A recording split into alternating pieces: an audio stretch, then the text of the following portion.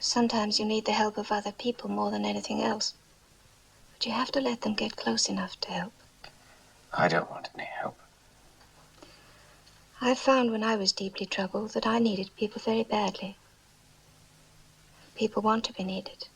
I found that out too. We're in business again. Bismarck's been spotted by a Catalina fly. Headed for Brest. Your hunch was right, sir. Excuse me. Hello, chat. Welcome back. Welcome aboard. How is everybody doing tonight? So what you just saw was a little clip from the movie 1960 film Sink the Bismarck.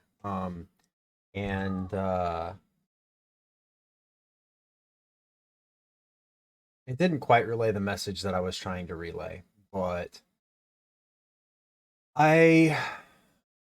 today's Memorial Day, and because today's Memorial Day, I wanted to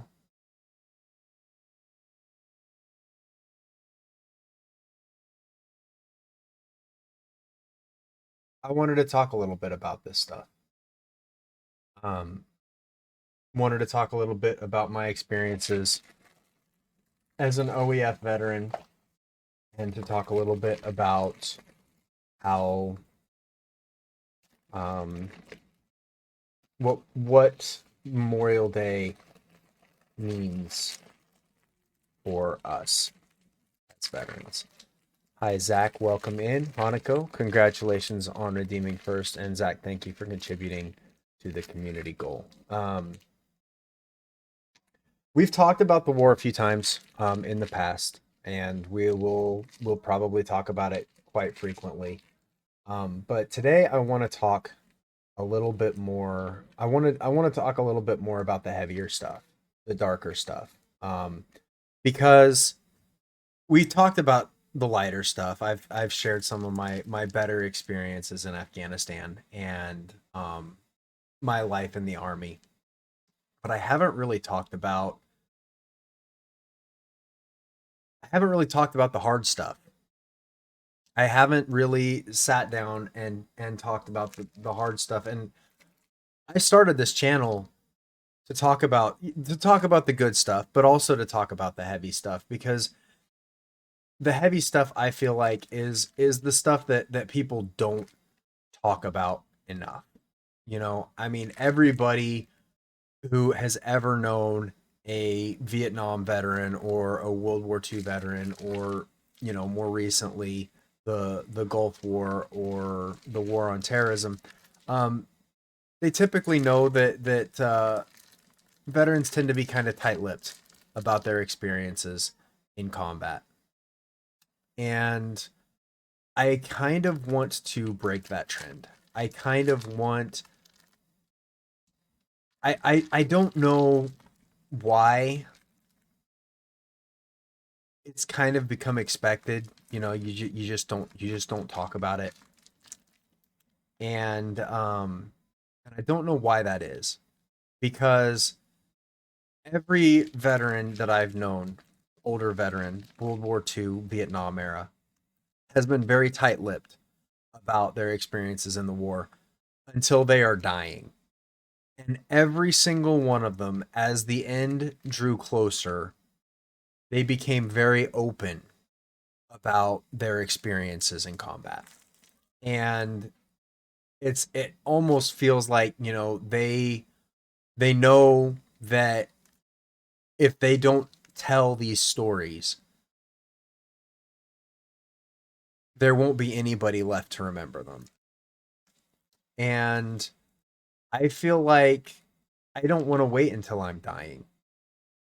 I feel like I don't want to wait until people don't care anymore. The war in Afghanistan was forgotten about before it was even over. The war in Iraq, less so, but very similar. I went to Afghanistan in 2009, and that's really important because 2009 was the single bloodiest year in Afghanistan, in the entire Afghanistan campaign, and 2010 was the second bloodiest year in the entire Afghanistan campaign. And that's the year that I was in Afghanistan, from July 2009 from from July 2009 until July 2010.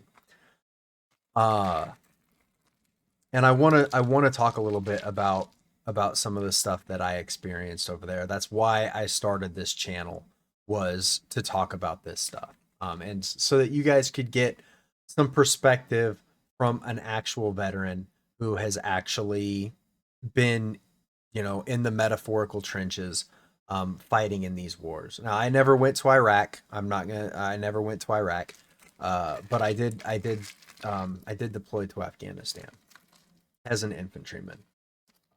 So the first thing that I want to talk a little bit about is kind of a general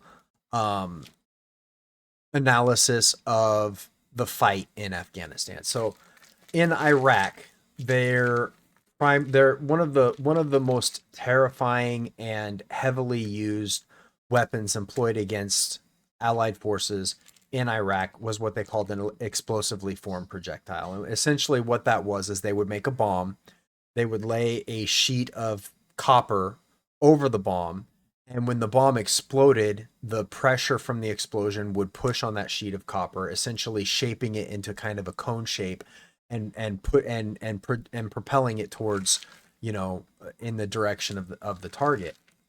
And this copper cone shaped projectile would tear through armor like it wasn't there, and it would go right through an armored vehicle and generally kill everybody inside. The Afghans never figured this out. They never figured out how to do it. They tried. We found instances where they tried to make explosively formed projectiles, but explosively formed projectiles are pretty complicated, and the Taliban fighters in Afghanistan did not have the benefit of some of the help that the ones in Iraq had. So where they were not successful since they were not successful in ever employing these explosively formed projectiles, they ended up resorting to just making excessively large bombs, much larger than anything that they ever encountered in Iraq.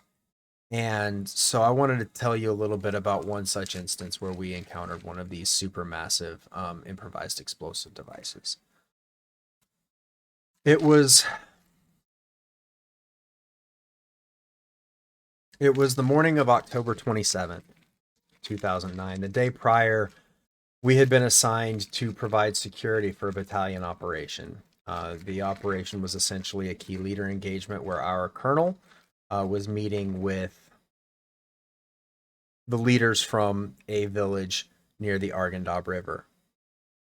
And our company was tasked with providing security for the village. Now, 99% of the time, what this meant was we would sit out in a field or in a pomegranate orchard for a few hours, wait for nothing to happen. Nothing would happen, and we would pack up and we would go home.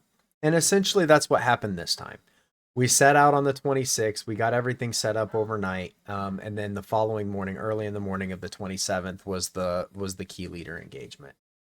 These key leader engagements were important because a lot of times, a lot of the conversation would be, hey, what do you need? What can we help you with?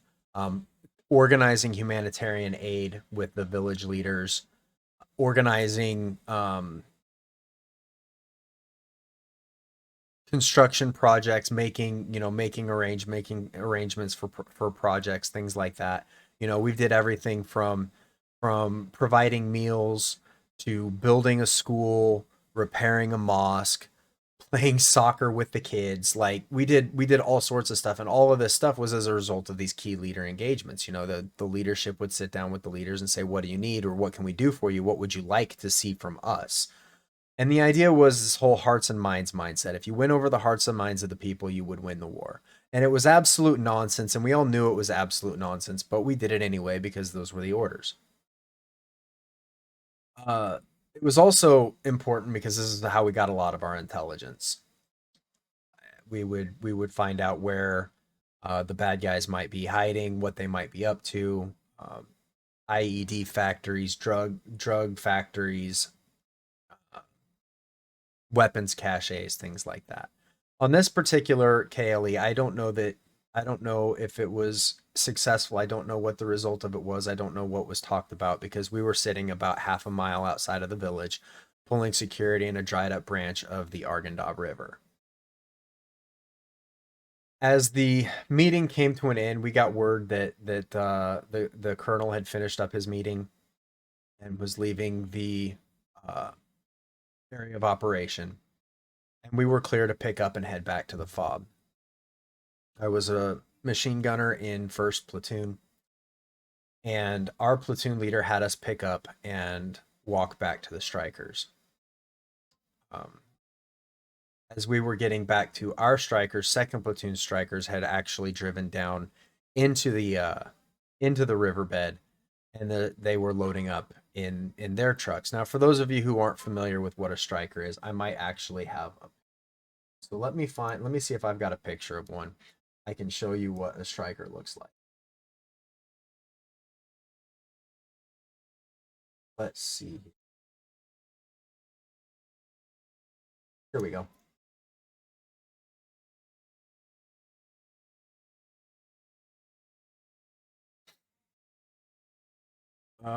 Give me just a second here.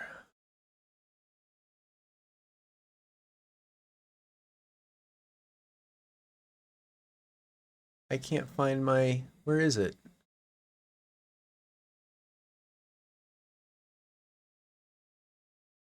Here we go. Here you go. This is a striker.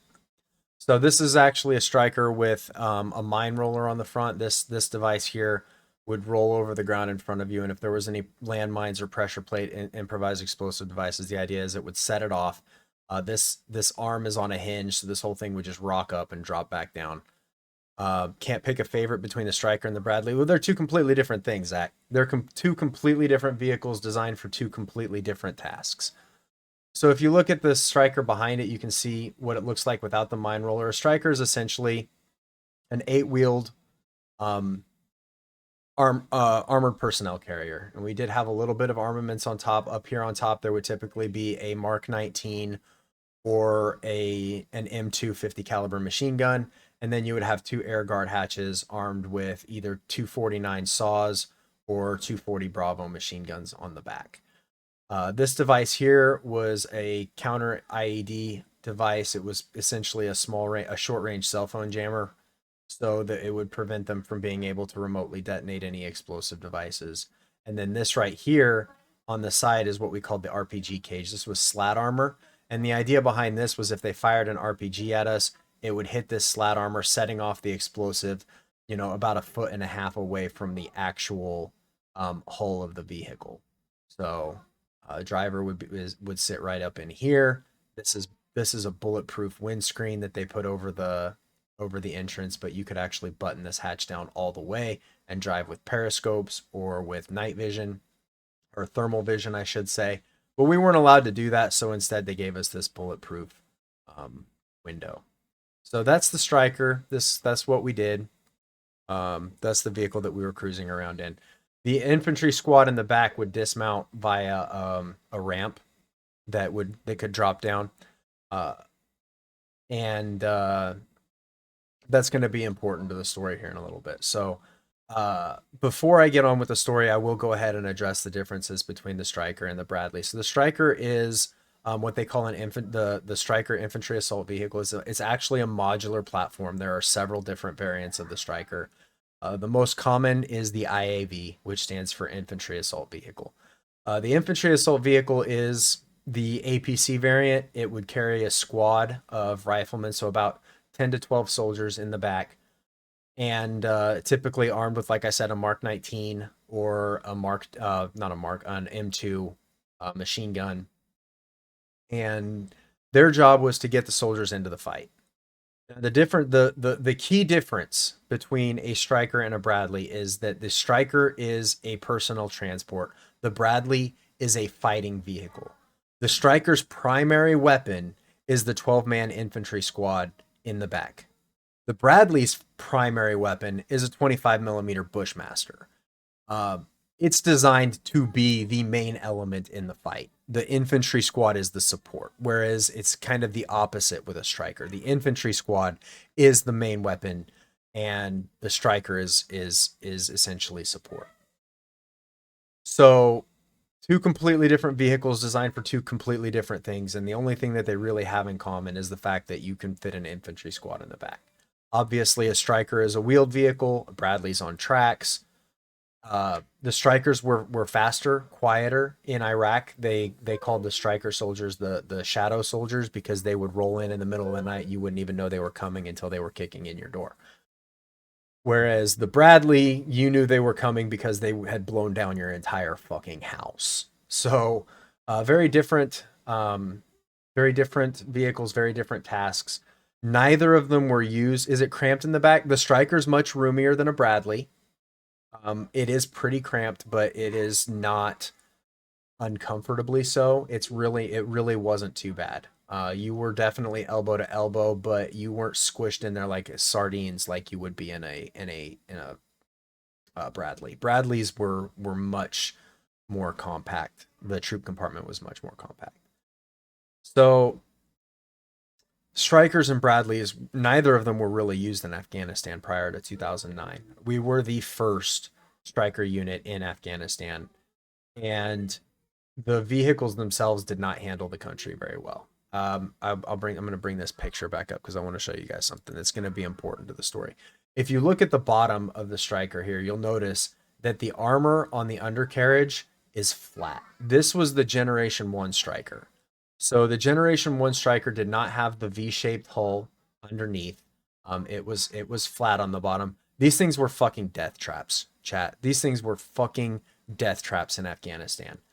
The new strikers have a V-shaped hull. So the idea behind a V-shaped hull is when something blows up under it, it directs the force of the explosion out and up, so minimizing the damage to the vehicle. This flat armor on the bottom would absorb the entirety of the blast, and 99% of the time would not be strong enough and would fail, ultimately resulting in the death or injury of the soldiers within it. So really not a very good vehicle for Afghanistan. While it did experience tremendous success in Iraq, Afghanistan, it was a nightmare. So October 27th, the morning of October 27th, we were getting loaded up in our strikers, and 2nd Platoon had just loaded up in their trucks. And as they were rolling away, the second vehicle in their convoy hit a deep buried improvised explosive device. There was a muffled thump as the device exploded, and the entirety of 2nd Platoon was engulfed in a tremendously thick cloud of dust. Now, that really doesn't mean anything because in Afghanistan, the dirt is very, very fine and very, very dry. So it takes almost no effort to kick up a huge dust cloud. Just driving the strikers around would kick up huge dust clouds and end up ultimately concealing an entire platoon's worth of trucks. So the fact that there was a huge dust cloud really didn't mean anything. The important thing was how quiet the explosion was. And we, being about 150 to 200 meters away from the explosion when it happened, we didn't feel a shock wave. We barely heard the explosion, and nobody really knew what was going on. Now, I was a machine gunner, so I was in the air guard hatch, and I had a radio on my head. So, actually, no, that's not true. I was not a machine gunner. I was a striker driver that day. I was driving the striker that day. So I was actually driving the striker. That was my last time driving a striker. Was on October 27th. I'm sorry. I don't know why I was thinking I was a machine gunner for the majority of the deployment, but on that day in particular, I was driving the truck. And so I didn't actually see the explosion when it happened, but I heard it. And then I heard my squad leader, and he was very calm. He didn't seem to be too worried about it, but he just said, hey, 2nd just hit an IED. And I was like, huh, what? And I look up and I look over and I see the cloud of dust. And we're like, okay, so second platoon just hit an IED. Let's get ready to go support them. So I had the truck fired up. I was ready to roll, just waiting for the word to drive over there to go help them out if they needed it. And we didn't really, think there was a whole lot going on. Now, bear in mind, There's only 5 people in the truck who have a radio on. Everybody else in the back, you've got the driver's wearing a radio, the vehicle commander, who also serves as the gunner, is wearing a radio. The squad leader is wearing a radio, and both of the air guard hatches are wearing radios. Everybody else, nobody else can hear what's going on the radio. So, and they're all, you know, situated in the back of this truck. They can't see anything. They have no idea what's going on. Our initial thought was, hey, it's no big deal. They hit an IED. It happens. We've hit lots of IEDs. It wasn't a very big one. We're good to go. We were very, very wrong. A few moments later, we hear second platoon's commander, lieutenant, get on the internet, and he's calling our company commander to give him a sit rep. Crusher 6, Crusher 2-6, over. Commander responds, and I'll never forget how calm this lieutenant was as he reported over the radio. He says, "I've got 7 U.S. KIA, 1 Afghan national interpreter KIA, 1 U.S. WIA litter." And when they say litter, what they mean is that the soldier is unable to walk on their own. So that's what that means. It will say litter or ambulatory. And I remember our squad leader's reaction to that. And I immediately I immediately had the striker in drive, and we were rolling before anybody even said anything. I had the striker rolling towards the attack site, and I remember my squad leader saying, "Doc, get us over there." And I was like, I'm already rolling. And we were rolling, and soon all of first platoon was rolling, and we rolled up quick, fast, and in a hurry. And as we're rolling up, the dust has thinned out, and we see the striker, and it's laying on its side. And we're approaching the striker from the bottom of the striker, because it is laying on its side with the bottom of the striker facing us. And as we're approaching, you can see all the way through the bottom of the striker through the top, and you can see people standing on the other side of the striker through this hole in the striker. And obviously every single person inside the vehicle had been killed except for the driver, who was very seriously injured.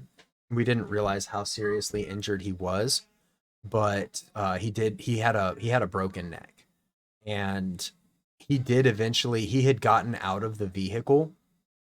He was obviously in shock, but he had gotten out of the vehicle and was wandering around in this riverbed, just walking around completely dazed, completely out of it. Doc, when I say Doc, I mean the medic, was trying to get him to settle down a little bit so that he could assess him.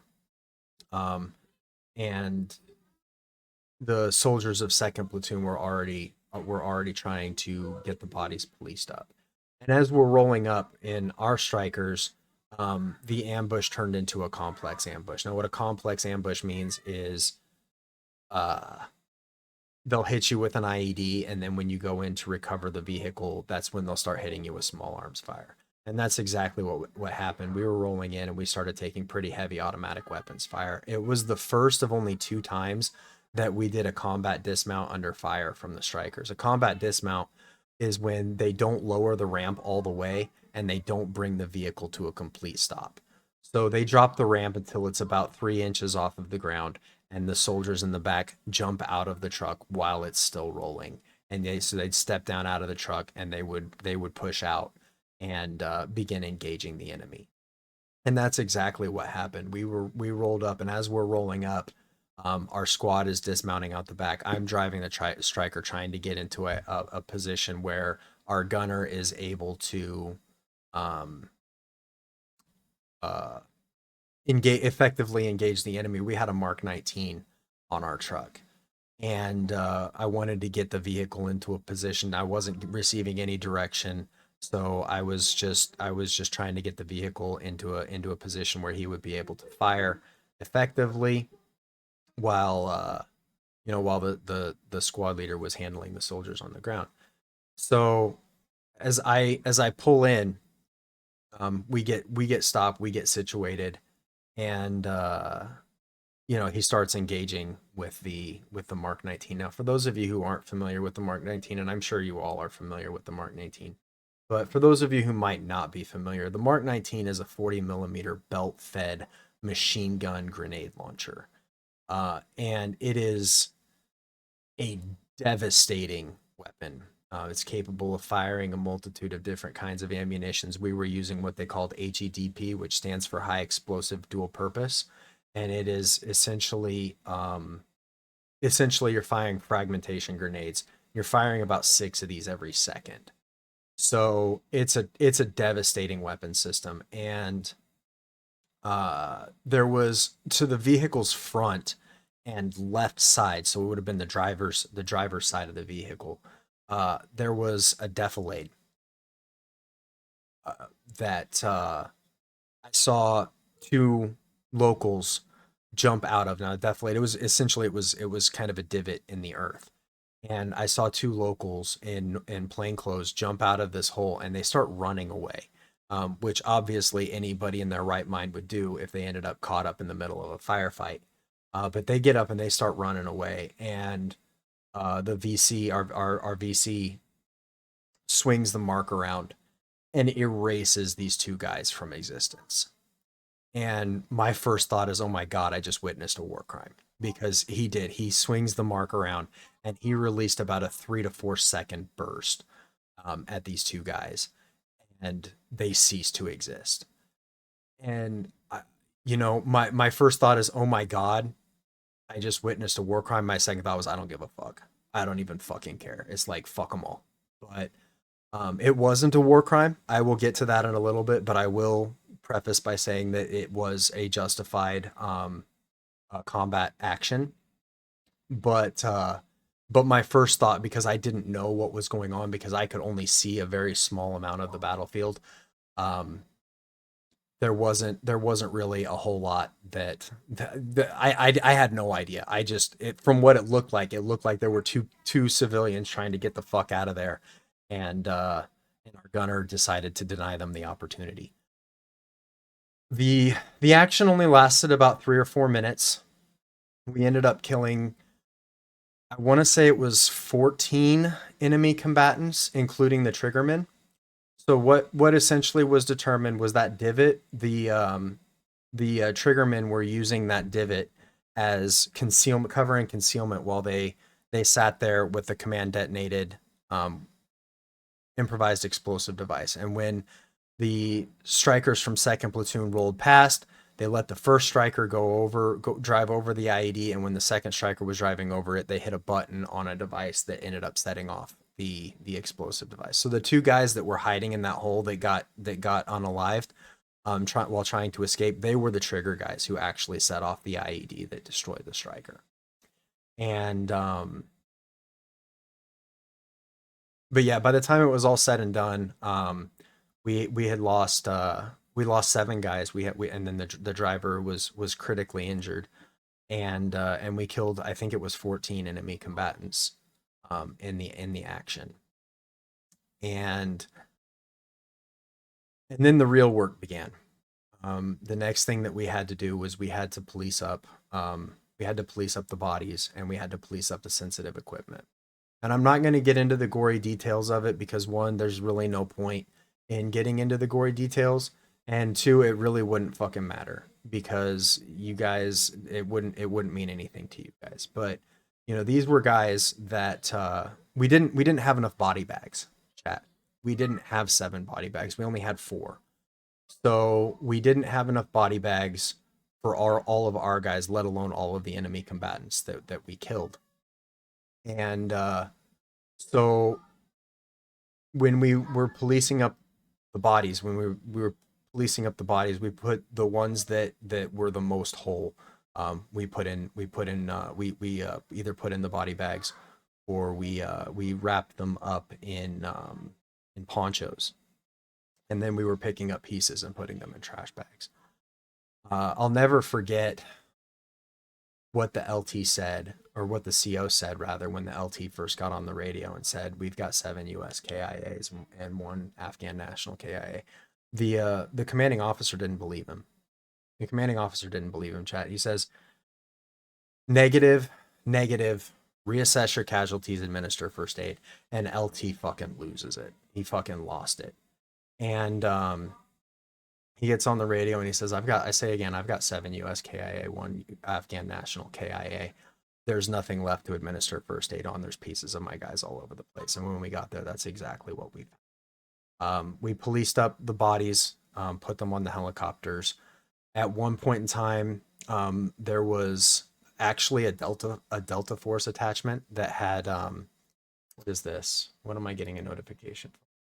Oh no, I can't do that right now. I'm streaming. There was actually a Delta Force unit that was operating in the area. They came and supported us. So we had close air support from the Kiowas.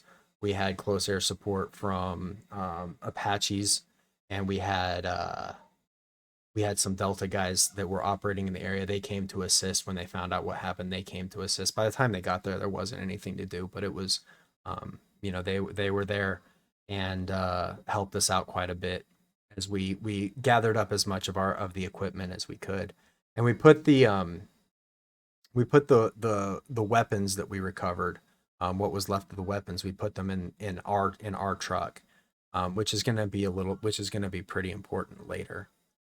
But we loaded up all of the weapons, and anything we could find that had a serial number. So we had, weapons would go in the weapons, night vision,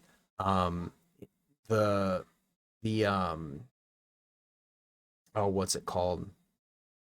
It doesn't matter.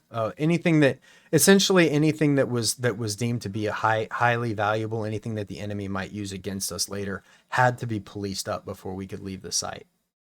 And Battlefield Forensics came out and they told us, they didn't want us touching any of the enemy KIAs just yet. They didn't want us trying to recover the striker or anything like that. They wanted to kind of put together what happened over the course of the hour or so that all of this had gone down.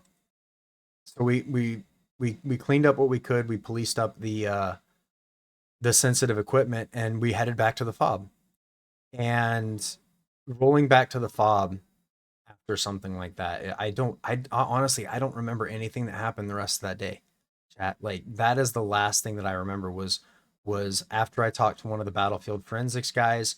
He asked me a few questions because of where I was at and what I could see. And I told him, I'm sorry, man, I didn't really see much other than a cloud of dust. And so we rolled up on the striker, and that's the last thing I remember from that day. And that was all before, that was the IED went off at about 9:00 in the morning, and everything else after that is just a blur. It's just a blur.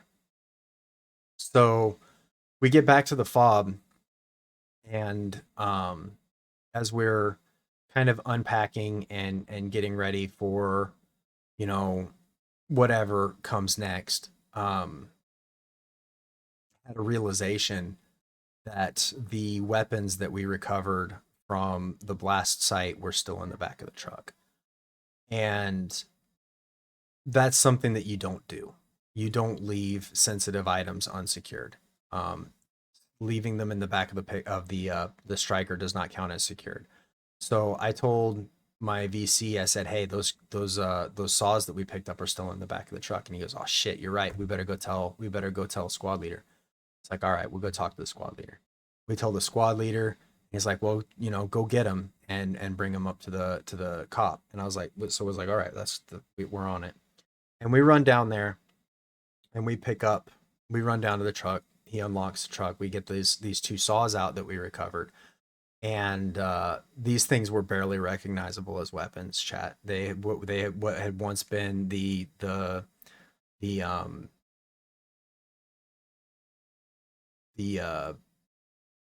machine gun used by you've got two machine guns that were typically used by an infantry squad. So every squad had two 249 gunners, had two saw gunners, and then your weapon squad, they would be the 240 Bravos. So we had recovered two of these M249 saws, these two machine guns, and the barrels were gone, completely gone. sheared off about middle of the barrel. The butt stocks were gone, and the receivers were literally twisted around on themselves. And I remember picking up one of them, and there was tissue burnt to the side of it, and it you don't leave any of that stuff there. You don't leave any of that stuff there. So we had to deal with that. But as we're walking back to the cop, we've got these two twisted pieces of metal that are recognizable as having been at one point in time having been a machine gun. And we had to walk past the PAX terminal. So we had a helicopter pad. We had a landing space for helicopters on our fob. We had to, because that's how we got a lot of our supplies. That's how we moved a lot of troops around. It was big enough to accommodate a couple of Chinook helicopters, so it was a pretty big area. And these guys, oh, holy shit. Hi, Ember. Welcome in, guys. Welcome in. Welcome aboard. Thank you so much for the raid. Welcome, Raiders. My name is Doc Scalawag. I am an Oni Pirate Lord VTuber. Iron, thank you for the follow. I appreciate it. We are just commemorating Memorial Day by talking about the war in Afghanistan. I am a combat veteran of the war in Afghanistan, and we're talking about some of my experiences. It is pretty heavy stuff, so if that's not your thing, feel absolutely free to raid and run. Absolutely no worries there. Raven, good to see you. Thanks for following. I appreciate it. So Rax, thank you for the subscription. Welcome aboard. Welcome to the crew. Thank you so much. Wow, holy crap. I kind of got derailed here. Believer, thank you for the follow. Can we get Hi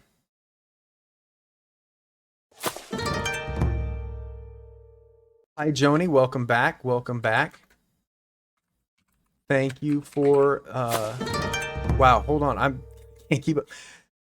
Sanato, thank you for the follow. Welcome aboard.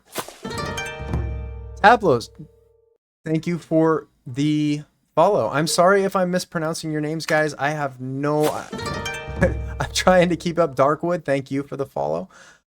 Raiders, if you have to raid and run, I understand completely. Go get yourself something to eat, something to drink, get some rest, whatever you've got to do. I appreciate you dropping in. You know how we strays do. We just derail everything. Davy Jones, thank you for the follow. Thank you guys so much. Wow, holy cow. Thank you, Rax, for contributing to the community goal. Cutest little Wolfie, thank you for the follow. Welcome aboard. Thank you for the follow. Commander Alia, thank you for the follow and welcome aboard. Thank you guys for contributing to the community goal. We are still working. Since we have new people, I think it's only appropriate that you sing us a shanty. Oh my goodness, if you had any idea how horribly inappropriate it would be to sing a shanty right now, given the circumstances, but you're going to redeem it. So I guess we will sing a shanty. Is there anything that you guys would like to hear, Joni? I need to head out. Have a great stream. Thank you for dropping by, Dwayne. Have yourself a wonderful evening, and a blessed Memorial Day. All right, I guess we're singing a shanty before we dive into this a little bit deeper. So let us do that. Let chat choose. Well, chat may not be familiar with the shanties that I'm familiar with, but we'll give it a shot and we'll see what happens. If there's anything that you guys want to hear, Shadows and Angels, thank you so much. Have yourself a wonderful evening and a blessed Memorial Day.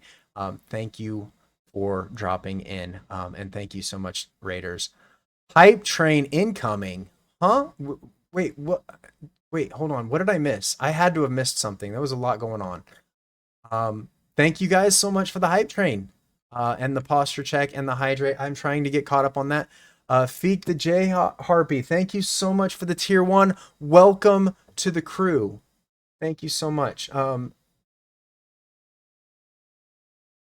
right, so I guess we're gonna sing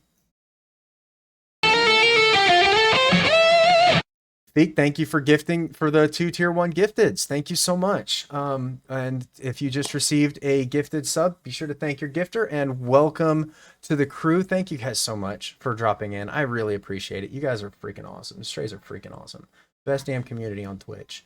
But for all of the new people, welcome in, welcome aboard. I am Doc Scalawag, an Oni Pirate Lord VTuber. Tonight we are talking about the war in Afghanistan. It is Memorial Day here in the United States, and we are commemorating that by telling some war stories. It's pretty heavy stuff, so discretion is advised. If you do decide to hang out, I am about to sing a sea shanty for y'all. So thank you guys so much for dropping in. Ember, thank you so much for the raid. I really appreciate it. And without further ado, here comes a sea shanty. Well, maybe a little bit more ado because I have to figure out what song I'm singing, but we'll get that figured out.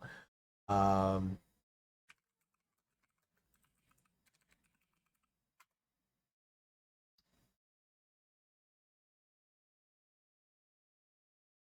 right. Feek is a fellow soldier. Well, thank you for your service, Feek, and I hope you have a very blessed Memorial Day. All right, here we go, chat. Here we go. Gonna sing a shanty. I thought I heard the old man say, "Leave her, Johnny, leave her. Tomorrow ye will get your pay, and it's time for us to leave her. Leave her, Johnny, leave her. Oh, leave her, Johnny, leave her. For the voyage is long and the winds don't blow, and it's time for us to leave her.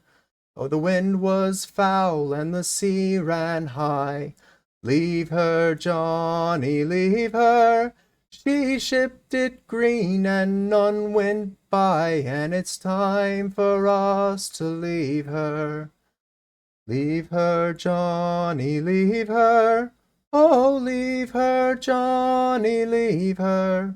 For the voyage is long and the winds don't blow, and it's time for us to leave her.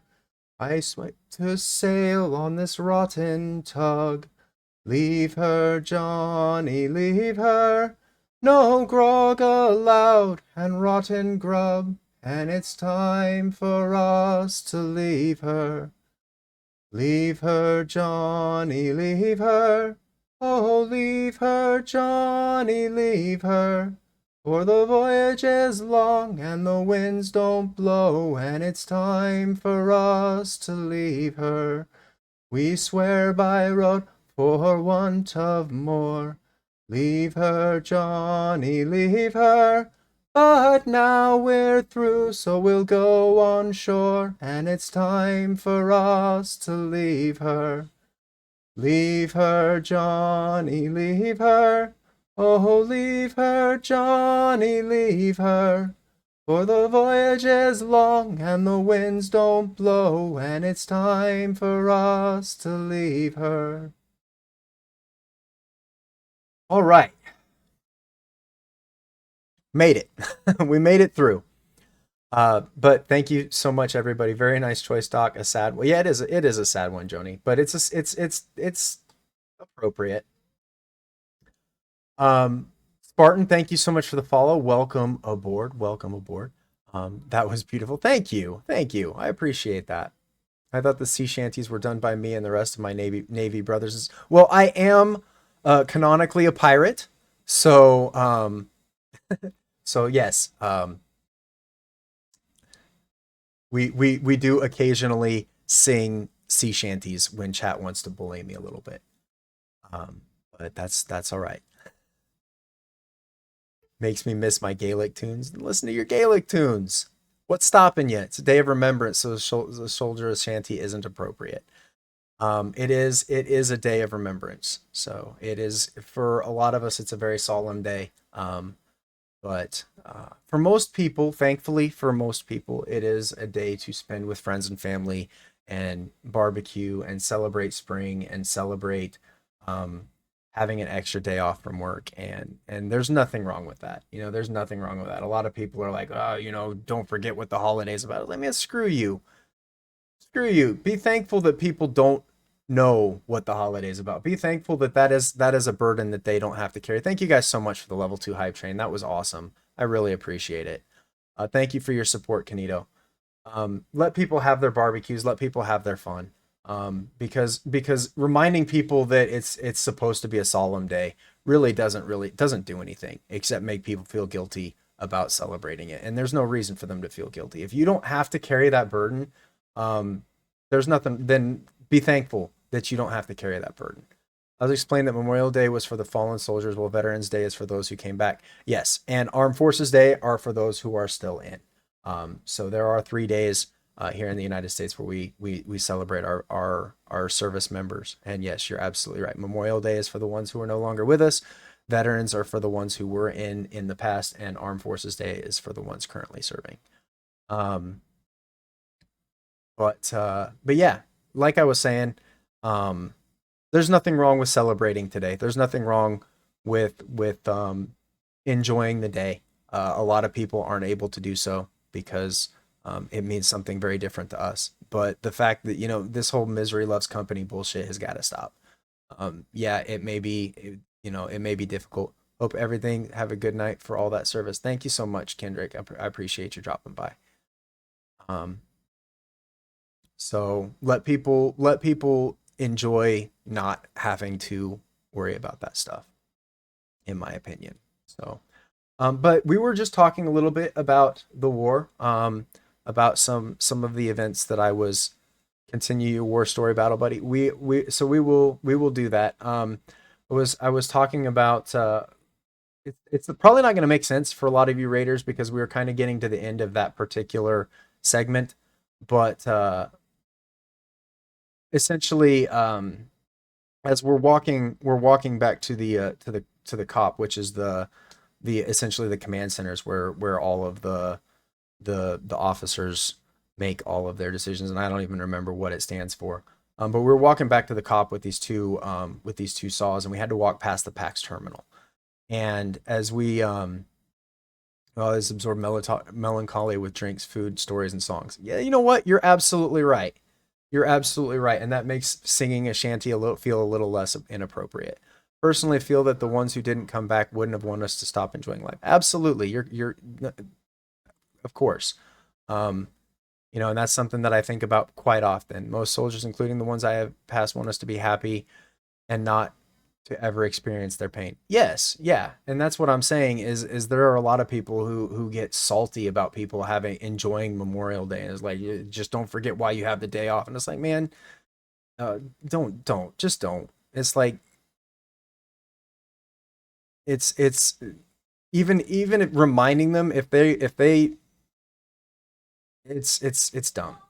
So, but that's kind of my thoughts on that. But anyway, as I was saying, as we're walking back to the COP, we had to walk past the PAX terminal, which is not even really a building. There is a small building there, but that's where they kind of coordinated the helicopters coming in and out of the FOB, and it wasn't super busy. Every now and then, our Kiowas would come in and land and grab some food because we had a really good chow hall. We had one of the best. Our FOB had one of the best chow halls in Afghanistan. And then we had the Blackhawks and the Chinooks that were coming in and picking up soldiers to take them back to CAF or dropping soldiers off from CAF. So it wasn't super busy, but there was a pretty large group of soldiers, most of them not infantrymen, mind you, gathered waiting for a Chinook to come get them and take them back to Kandahar. And as we're walking past, you know, they're sitting there and they're smoking and joking and chit chatting. And as we're walking past with these saws, the entire crowd is just like a wave of silence falls over the crowd, and you're getting the guys doing the number where they're like nudging the guy next to them with their elbow and pointing up, and the guy would look up and their jaw would just drop, you know, as we're walking by with these. And you could feel, like, it was really surreal because you could just feel all of the energy just drain out of this crowd as we walked by with these two machine guns. And they realized what it meant. because everybody knew what happened. Something like that, everybody knew what happened. You don't take 8 casualties, seven fatalities in an instant and not have the entire freaking battalion talking about it by the end of the day. It's not possible.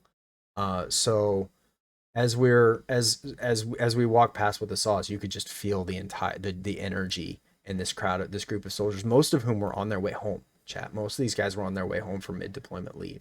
And you just feel the energy just suck out of it. And we got back, we dropped off the weapons at the cop, and we went about our day. I think my buddy and I, after we dropped off the saws, we went back to the chow hall, grabbed us some sandwiches, and we went back to business as usual. And that was the hardest thing about Afghanistan, chat.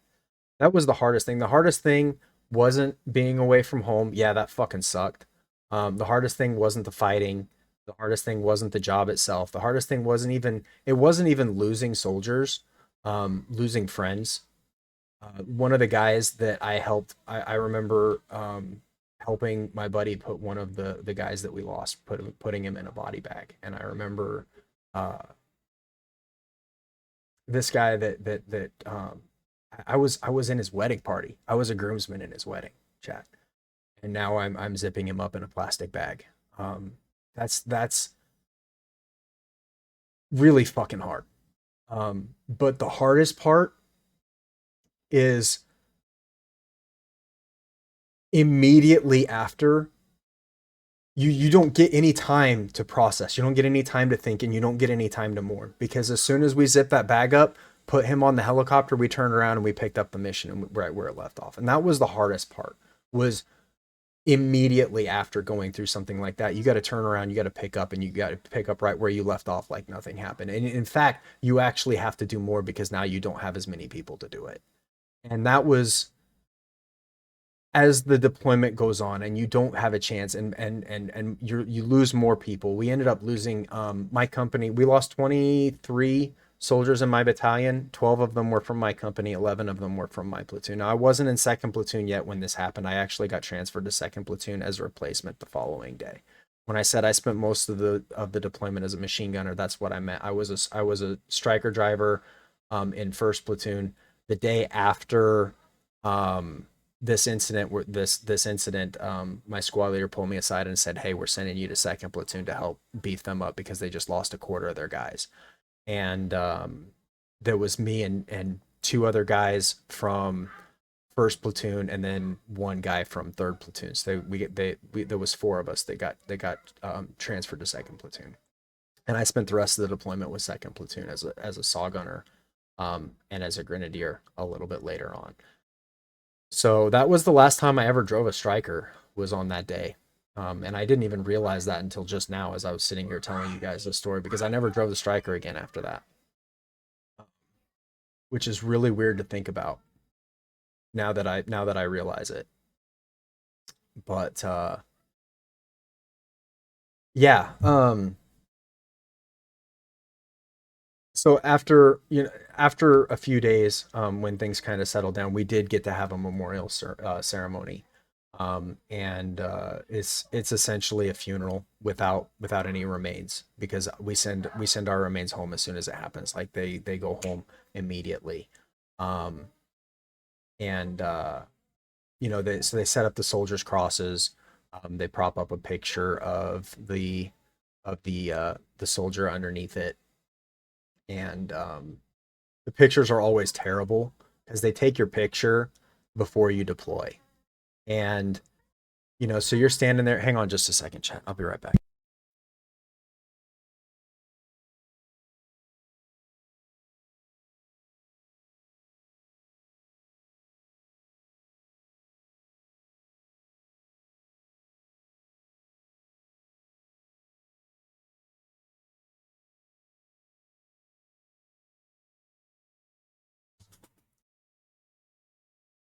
Atanashi, have a wonderful night, and thank you for dropping by. I really do appreciate it. It's good to see you again. So before you deploy, you're getting all of this stuff done, and one of the things that they have you do is they have you take this picture, and they prop up an American flag and you wear your best battle dress uniform. So you're not in your class A's, you're wearing your in our case it was ACUs at the time. And they take a picture and with the American flag as the backdrop, and everybody knows what it's for. It's for if you get killed, it's the picture that they're going to show on the nightly news at CNN, which they didn't even do anymore at that time, but they used to do that. Also have to drop out night. Everyone, well, thank you, Sketty, for dropping by. Have a good night. Um, but everybody knows what it is, and nobody thinks that anybody's ever going to use their picture. So a lot of times, you're not supposed to smile. You're supposed to look solemn. But a lot of times they just turn out really goofy. And I remember one of the guys in particular, his picture was absolutely awful because he made this goofy ass face, and he was unfortunately he was killed, and that and the picture that they had of him under his soldier's cross was him making this goofy ass face. Um, but so we did get to have we did get to have they did we did get a moment to mourn. We did the memorial ceremony with the soldier's cross, and then they do eulogies, and the 21 gun salute, which is actually only 7 guns, and and things like that. But you don't really get to mourn, and then you're right back there in the thick of it the next day, and by the end of it when you get back, the entire year or longer in our case, kind of all hits you all at once because you haven't had the opportunity to process any of it. It just sits there and piles up and piles up and piles up, and then you get home and it kind of all just comes out at once. um when I got home from Afghanistan, I didn't have anybody there waiting for me. My family was half a country away, and they didn't know when I was going to be getting back because our return date kept getting changed. And so they weren't able to come. They weren't able to come see me. And so when I got off the plane, it was just me. It was just me, and all of my buddies are going, and their girlfriends or their wives are waiting for them. Their kids are waiting for them. Um, and it was just me. I was by myself, and uh, one of my buddies who had gotten sent home early because he lost an eye. Uh, as we're finishing up the welcome home ceremony, the welcome home ceremony was really cool. Like they have you stand in this gymnasium, and you're standing in formation, and there's this big curtain um, hanging down on the side of the gym, and then all the families are up in the bleachers, and all the soldiers are down on the court, and they raise the curtain, and then the families rush in, and they were able to mingle with their families. But for those of us who didn't have anybody um, waiting for us, it was kind of awkward because you're just kind of standing there while everybody else is hugging and crying and getting to see their families for the first time in a year. So I was standing there kind of feeling really, really awkward because I didn't have anybody there, and I knew I didn't have anybody there. And I feel this hand drop on my shoulder, and I turn around and I look, and it's a friend of mine that had gotten sent home early. I hadn't seen him since he lost his eye, and got sent back to the states. And so he's puts his hand on my shoulder. I turn around and he grins at me, says, "How about we go get some drinks?" And it's like, all right, man, let's fuck it. And we went to Hooters. And it was kind of our thing before the deployment. We would go to Hooters and we'd do trivia night, and we always won. So we got to eat for free. The only thing we had to pay for was our drinks, and play trivia. But as I'm sitting there at Hooters, and me and my buddy are having some beer and hot wings, and it really hit home because there was 5 of us that would go to Hooters every Tuesday night. We would go to Hooters every Tuesday night. There was 5 of us. And we would make a team, and we would do trivia night. And the winning team from trivia night got like $50 in gift certificates. Now you can't use gift certificates on alcohol, but $50 in gift certificates was typically enough for us to get a pretty good sized tray of wings to share. So we would essentially get to eat for free, drink our beer and play trivia. Well, two of those guys didn't make it back. Two of those five guys didn't make it home. And they kind of, as we're sitting there drinking and eating wings, that's what it really kind of started setting in, is that those guys should be here and they're not. And you know that's when it really hit me, that you know they're gone, they're gone. It's one thing when you're in Afghanistan and you have work to do and you're doing it and you're not thinking about it, but when you get back home and you start trying to do the stuff that you enjoyed doing before you left and your buddies aren't there to enjoy it with you anymore, that's when it fucking hits you. And it was like a ton of breaks, chat. It was fucking all at once, a whole fucking year, all at once. And man, it took me the fuck out. It took me the fuck out. I was not sober for 6 weeks after getting home. From not for a moment. I was not sober after getting home. From that point on, I managed to remain intoxicated for 6 weeks straight. Did not stop drinking. We had to go to work for 3 or 4 hours in the morning, every morning for what they called reintegration classes, which they were kind of just giving you some tips and tricks on to getting back into society after being at war for a year. And that was it. So we would go to these classes for 3 or 4 hours, absolutely wasted off our asses from the night before of drinking. Go back to our rooms, take a little nap, get up, and go out and drink all night again. So I was either inebriated or unconscious for about 6 weeks after I got home from Afghanistan, and then we got to go on post deployment leave. And then a couple weeks after that, I PCS to Colorado, and I never saw any of those guys again. So until over the summer. Relocation complete. Night night. Thanks for the bedtime story. Raven, thank you for dropping by. Have yourself a wonderful evening, and a blessed Memorial Day. Um, so as I was saying, I didn't see those guys again for about 15 years. The soldier that was driving that striker, um, he joined the 22 a year later. He took his own life a year later. About 22 OEF, about 22 American veterans commit suicide every single day. And as a result of that, I did. There are a lot of programs as a result of that for veterans, and one of them I actually got to partake in over the summer, where they organize retreats for units that were hit particularly hard by the war in Afghanistan and by the suicide rate for veterans. And so they organized this little retreat, and I got to go to it. It was in North Carolina, and I got to go see all those guys again. I got to go see most of them again, and that was really cool experience. Going and seeing those guys again for the first time in a very long time. So, but speaking of opportunities, and with this being Memorial Day, I want to talk a little bit about my trip to DC, because I did over the summer. I also got to go to Washington DC, and Arlington National Cemetery for the very first time, since I was a kid, really. And I went to Arlington. Was the first place that I went to Section 63, was the first place I went.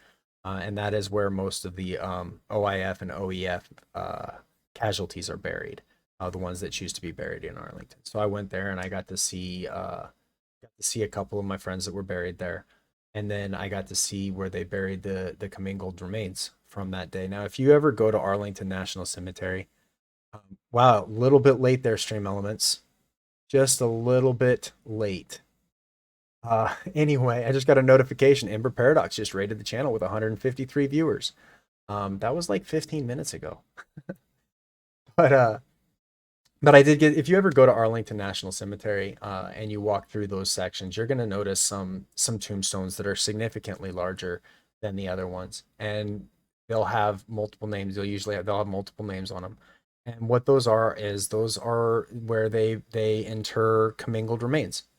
So in a situation like this one where we had multiple casualties, um, not every little piece could be identified and determined where it came from. And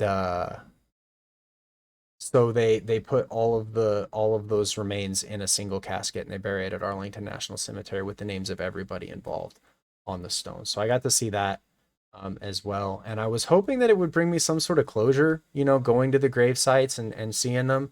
But it didn't. I just stood there awkwardly. It's like, all right, I'm here now. Now what do I do? You know. So I left a quarter on each of the stones and decided to go check out the mall.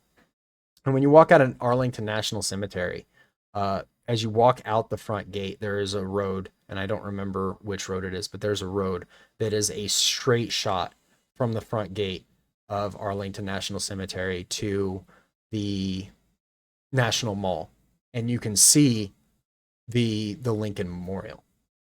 It's a straight shot, and it doesn't look like it's all that far. So I was like, you know what? I'm not gonna hop on the metro. I had purchased a pass for the metro, so I could ride the metro all weekend for free. But I was like, you know, it's not that far. I'm just gonna walk it.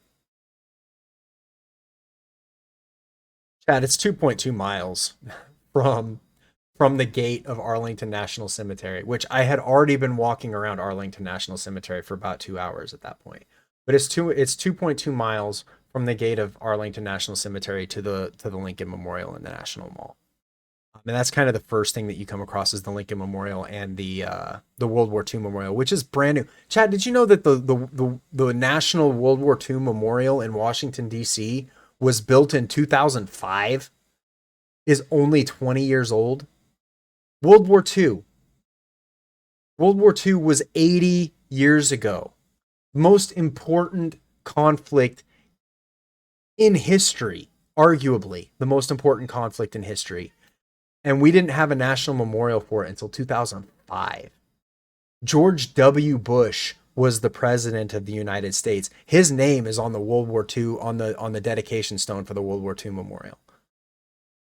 That's freaking insane. That blows my mind. Yeah, I thought it would be older too, Zach. I was like, what the hell? Like, we had the Vietnam Memorial was built in the 80s or 90s.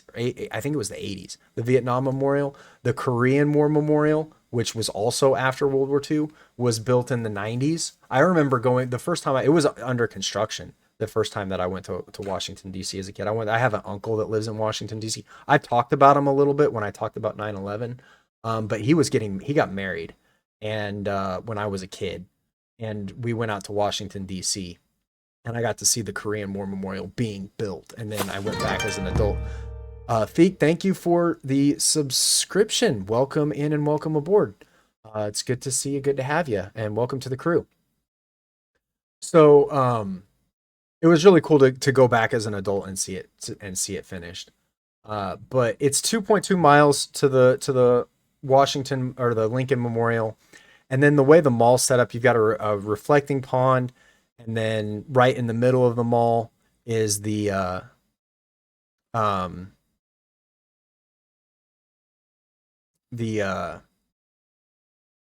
what's it called? Washington Monument. And then on the other side of the mall is the Capitol building.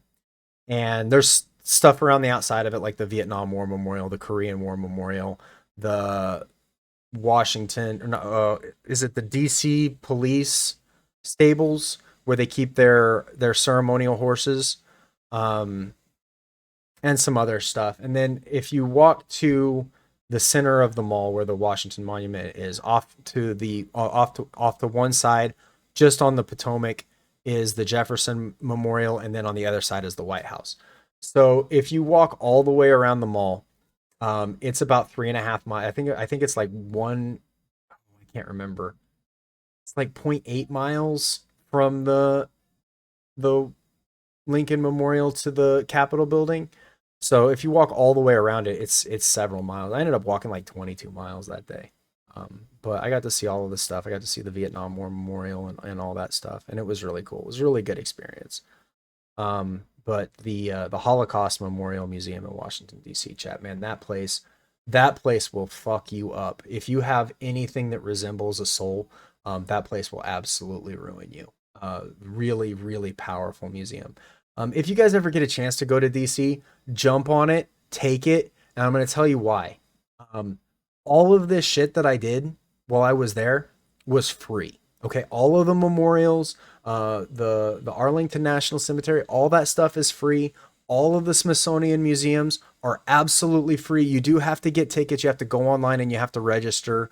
That's so that they can control the number of people in the museum at a time. But it doesn't cost anything. You just go on the website, say, I want to go. This is the time that I want to go, and you print off your ticket. And you can see some really cool shit. So if you ever get the chance to go to DC, go.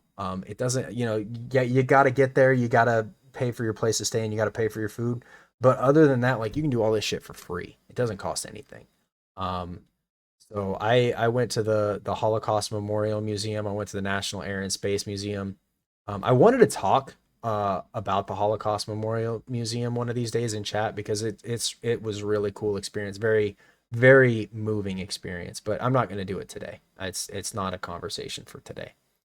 But yeah, so I did get to go to Arlington and I got to see them again, and there wasn't any sort of dramatic closure. There wasn't any sort of peace afterwards. Like people talk about it, getting that closure when they see the graves. I didn't have any of that. I stood there awkwardly staring at these stones like, okay, what am I supposed to do now?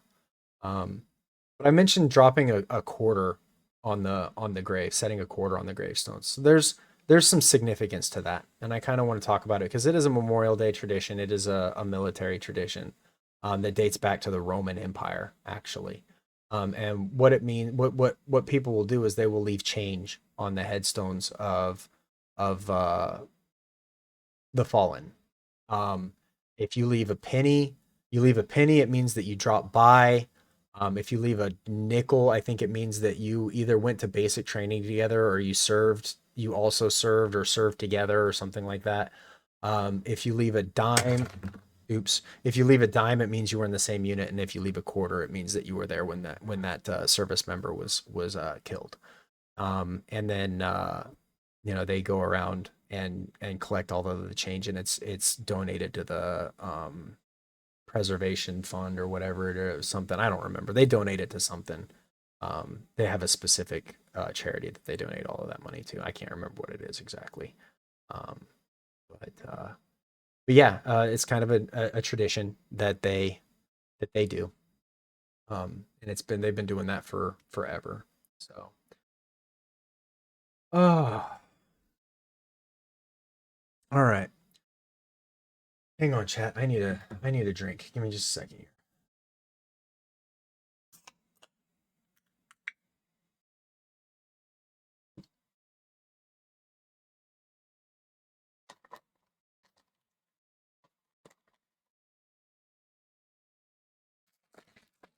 There's one other thing that I wanted to talk about tonight before we wrap up. I wanted to tell you guys one more story. And I've told this story when I very first, like on my very first stream, I think. I told this story about my experience after the war ended. And I want to tell it one more time. I need a beer. I do need a beer. I have some beer in the fridge. I might crack into them later. But I told this story when I very first started streaming. I think it might have been my first or second stream. But I want to tell it again because today is Memorial Day. And I think it's an important story. So as you all know, the war in Afghanistan came to an end in 2021. And it was not a good ending. We very rapidly and very sloppily pulled out of the country, leaving behind tons and tons of military equipment and people, leaving behind a lot of people and people that we promised to help, people that we told we would keep them safe if they helped us. That was one of the biggest reasons that people said that they weren't willing to help us when we were over there, was they were afraid of retribution from the Taliban. And we told them, don't worry, we'll protect you from the Taliban. And then in 2021, we broke that promise and we handed the country back to the Taliban on a plate. Um, I know that for a lot of people, it was kind of a sigh of relief because the war was ending, and for the first time in over 20 years, we were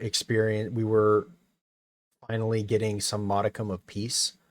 But for those of us who served in the war, it felt awful.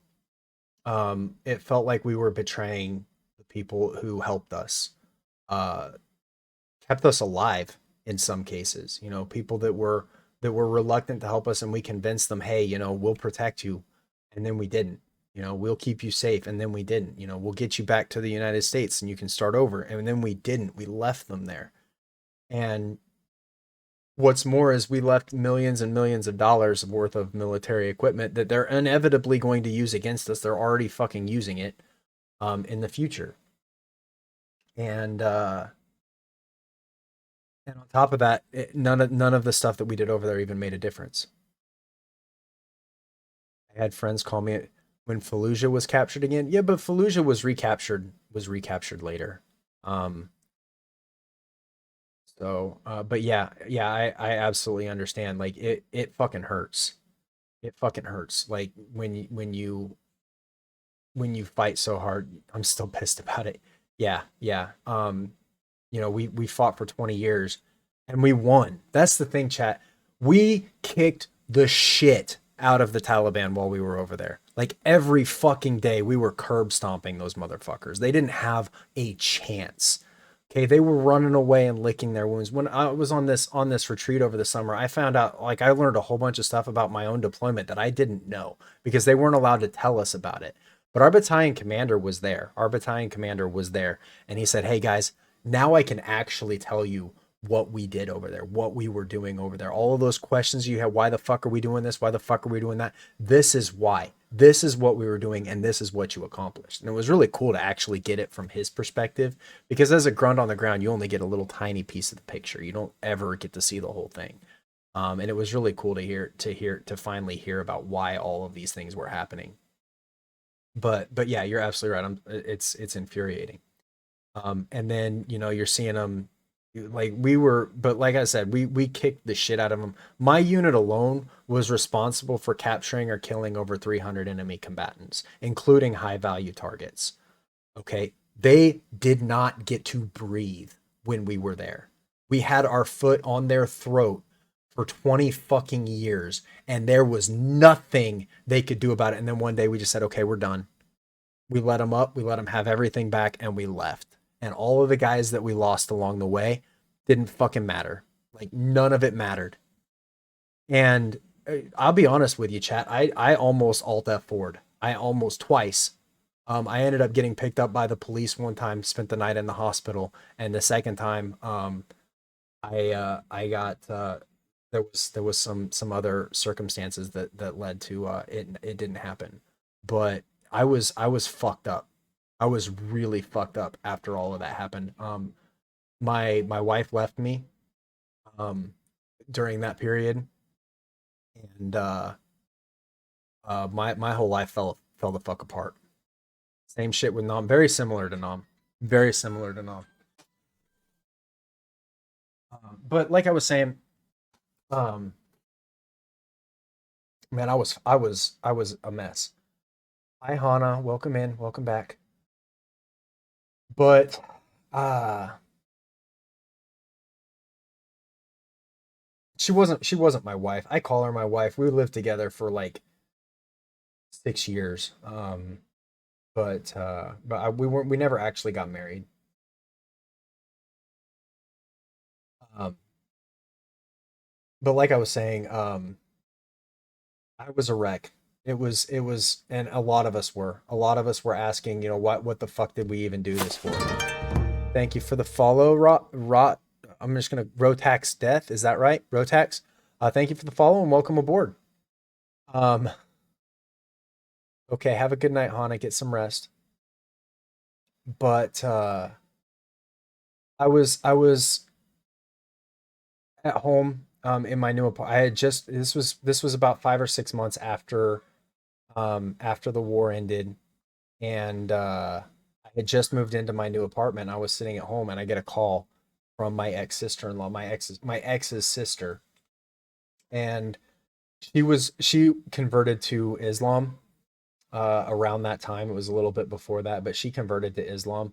I'll never know or understand her reasoning behind it because, I knowing her, and I'm not saying anything against Islam or anything like that. Just knowing her, it just seemed like a really unusual move for her. It did not seem like any something that you would expect from her. But she had converted to Islam, and her family was not very supportive of this decision. Um, she hated me because I served in the military, and she has certain feelings about the way that um, she has it in her head that everybody who served in Afghanistan and Iraq is racist or against is Islamophobic, which is not the case. But she has convinced herself that this is true, so she hates my guts. And I want to preface this, like, the fact that she called me was really surprising because she absolutely hates me. She thinks that I'm an Islamophobic prick, and that is even before I broke up with her sister. Um, just because I was in Afghanistan. That's the only reason, chat. That's the only reason that she believes this is because I was in Afghanistan. But she calls me up one night and she says, "Hey, I'm in some trouble. My car's broken down at the mosque and I can't get home and I don't have anybody to call. And I was wondering if maybe you could come take a look at it and see if we can figure it out. Um, and maybe give me a ride home." I was like, "Yeah, okay, I can do that. That's no problem." So it's like 11 o'clock at night at this point, and I hop in my car and I drive out to the mosque, which is all the way on the other side of town. It's actually just slightly outside of the city, and so it's probably a good 30-minute drive. That's too forgiving. There's nothing to forgive, Gore. There was nothing to forgive. She never did anything to me other than disliking me, and you can't make people like you. She never did anything to me. Um, so yeah, she didn't like me, but never harmed me in any way. And I wasn't doing shit. I was sitting at home. I was sitting at home watching television. So I went ahead and I drove out there. And as I pull into the parking lot of the mosque, and I found her car. There was a group of probably 8 or 10 men standing around her car. The hoods popped open. There's like 8 or 10 guys standing around her car, and they're all wearing traditional garb. They're all wearing traditional garb, and I'm driving in, and I've got my combat infantryman badge and my Afghanistan combat veteran bumper sticker on my SUV, and then I've got um, the veteran license plate as well. And I pull in and I park there and I'm thinking, oh my God, is this gonna cause a problem? With everything that's going on right now, there's a lot of animosity in the community. There's a lot of really strong feelings. Like I said, the war had literally just ended at this point. And I was kind of nervous because I wasn't sure if they were going to be how they were. I know how she felt about me, and I wasn't sure if these guys were going to feel the same way.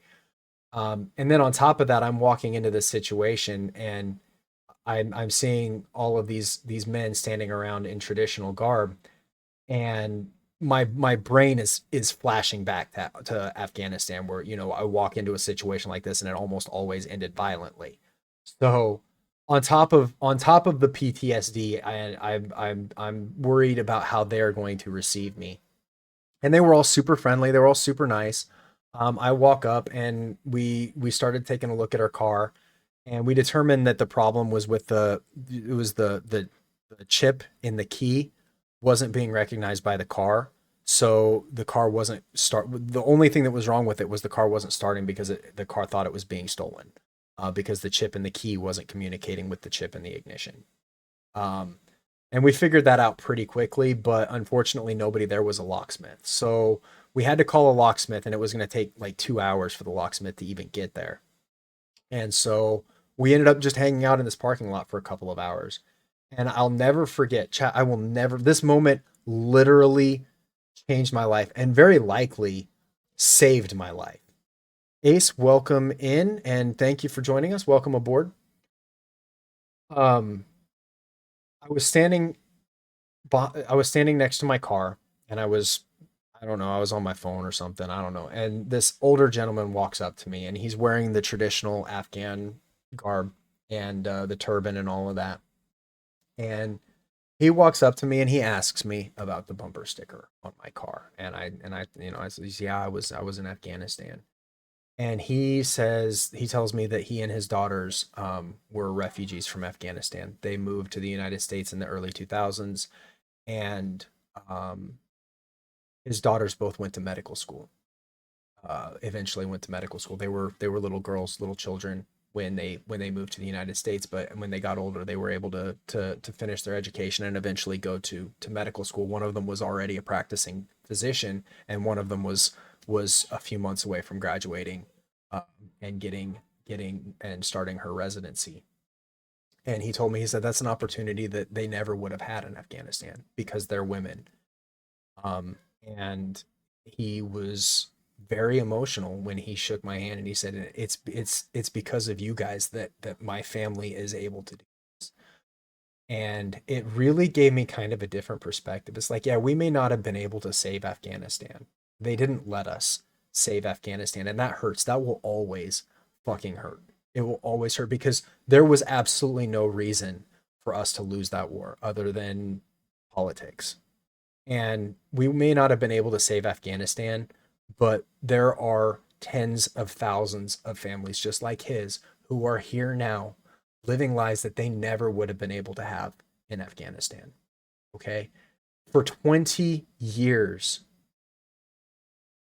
for 20 years, they were free. I read a I don't know what you would call it. It was kind of a perspective from another veteran. Where he was talking with a friend of his who was an oncologist, and his oncologist friend essentially said, "Yeah, but for 20 years, Afghanistan was free." He said, "You know how many of my patients would kill for 20 more years? It's like 20 years of health." He's like, in cancer, in oncology, 5 years is considered a success. Okay? 5 years. That's it. If you go into remission for 5 years, it is considered a success. That's how likely it is that the cancer is going to come back and you're not going to survive it the second time. He says,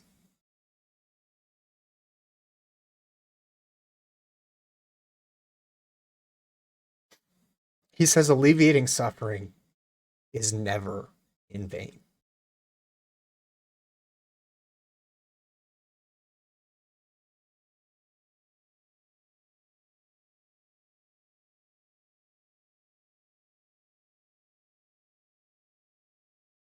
And maybe it wasn't worth it.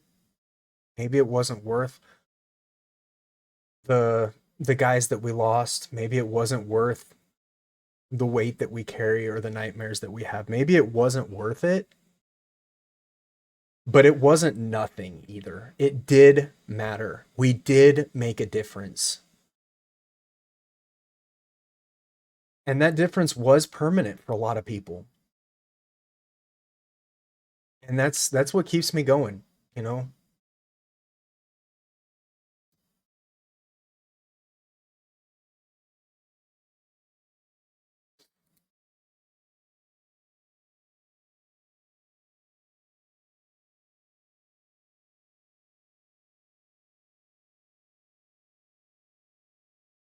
So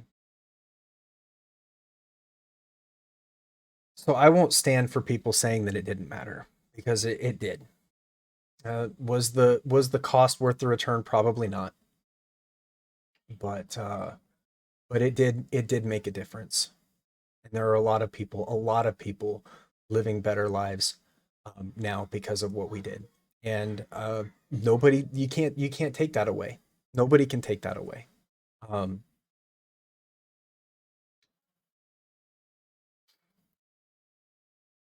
it still sucks,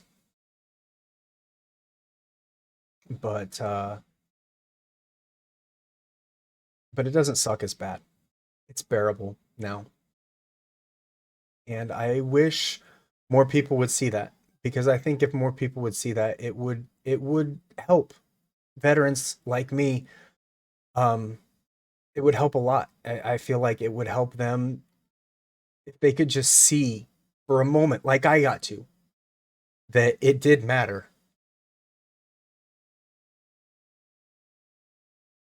Maybe they would make better choices, and they wouldn't. Maybe we could knock a few off of that 22 a day, you know? Maybe we could get that number down just a little bit.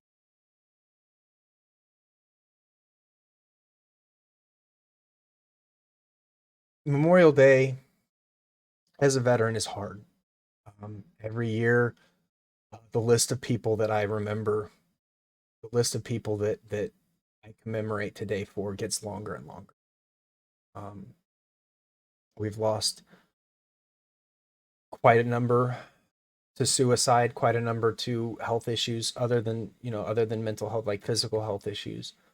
And every year, it comes around and we mourn our lost, but at the same time we wonder how many more are we going to have to mourn next year. And it's fucking hard. It's scary, you know, especially considering how close I was to adding myself to that list.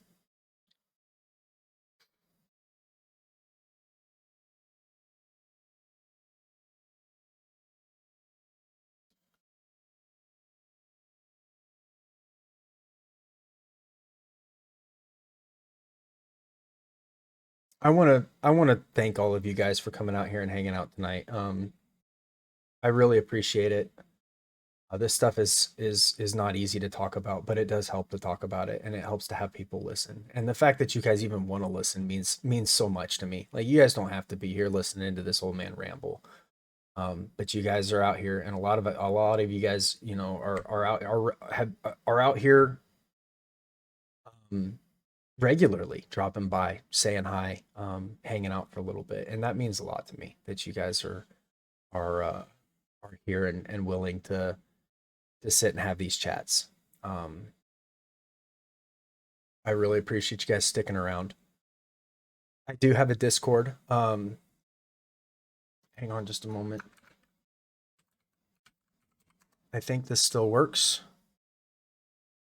Apparently it does not. I do have a Discord. I think there's a link to it down below, but apparently my command is not working. So, let me see if I can get that.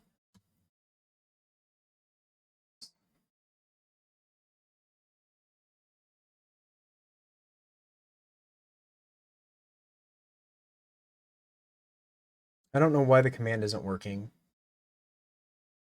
Um, I think it is linked on the page though, down below. But I will go ahead and get you guys a Discord link invitation.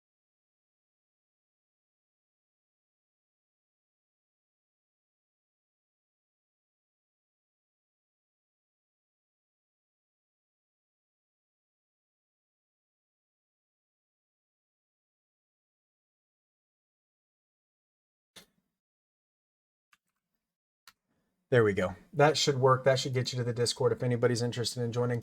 Um, we are gonna have a special movie night tonight. Not a problem, mine. I'll find it and you will see me around. Well, thank you. I appreciate that, Feek.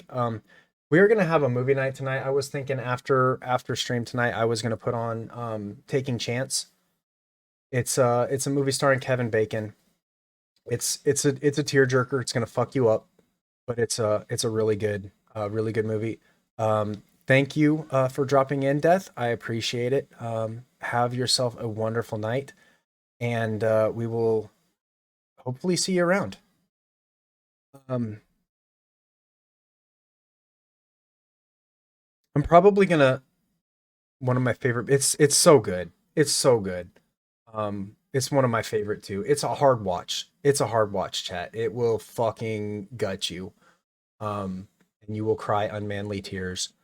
And but it's a very powerful movie. Very powerful movie. So we are gonna go ahead and we'll do that as soon as stream is over, which is probably gonna be pretty soon because my emotional battery is draining pretty quickly. Thank you for joining, Feek. I appreciate that. Thank you for hanging out. So I think we will go ahead and find somebody to raid out to.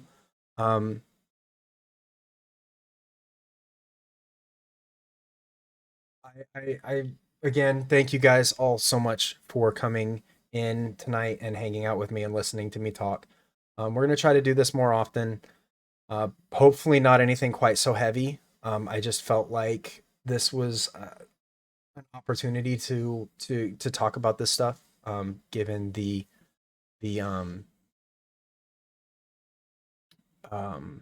the day. Wow, words are not working today. But I want to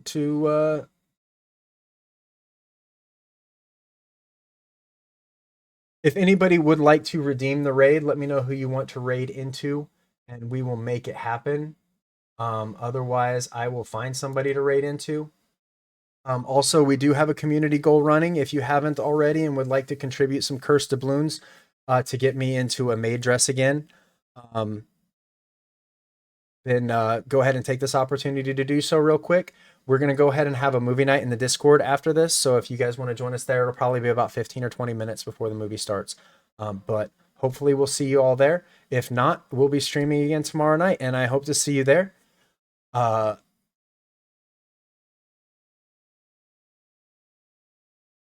not sure who that is, Ace. I do have a points redeem for the raids.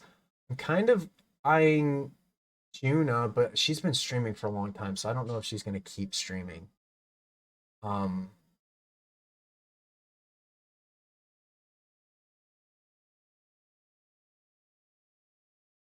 a sorry again.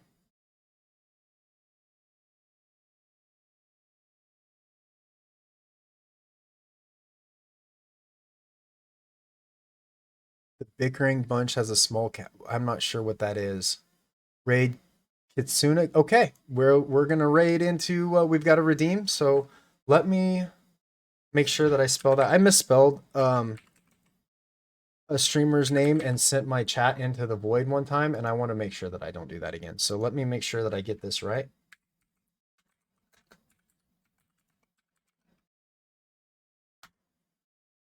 All right. Thank you for the redeem. Okay, so once again, thank you guys all so much for hanging out with me tonight. I know tonight was a heavy night. There will be more heavy nights, but hopefully not this heavy for a while. I hope to see you all again either in the movie night here in a little bit or tomorrow. Until then, fair winds and following seas.